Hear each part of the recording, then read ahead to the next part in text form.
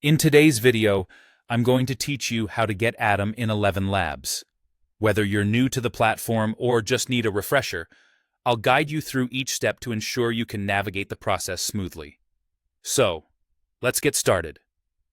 First things first, you'll want to open up your favorite web browser. It doesn't matter which one you choose. Anything that you're most comfortable with, like Chrome, Firefox, or Safari, will work just fine.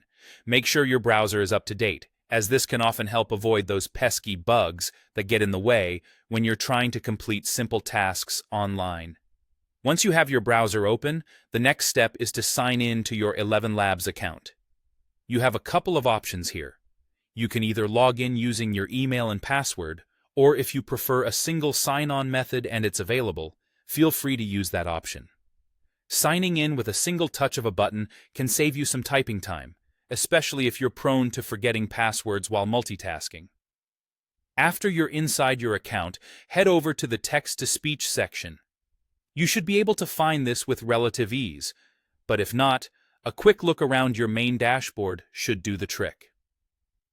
The text-to-speech section is where all the magic happens, and today we're focused on getting you set up with the Atom voice. Now look towards the right side of your screen. You'll notice a sidebar labeled Voice. Click on the name that appears just below it. This is where you'll get to select the voice that you'll be working with. Next up is the exciting part. You'll see a search bar in this section. Go ahead and type the word Atom into it. Once you see Atom pop up, go ahead and select it. Atom is a popular voice option, friendly and very versatile, making it a great choice for various projects. Finally, for those of you using 11v2, you have the added bonus of customization.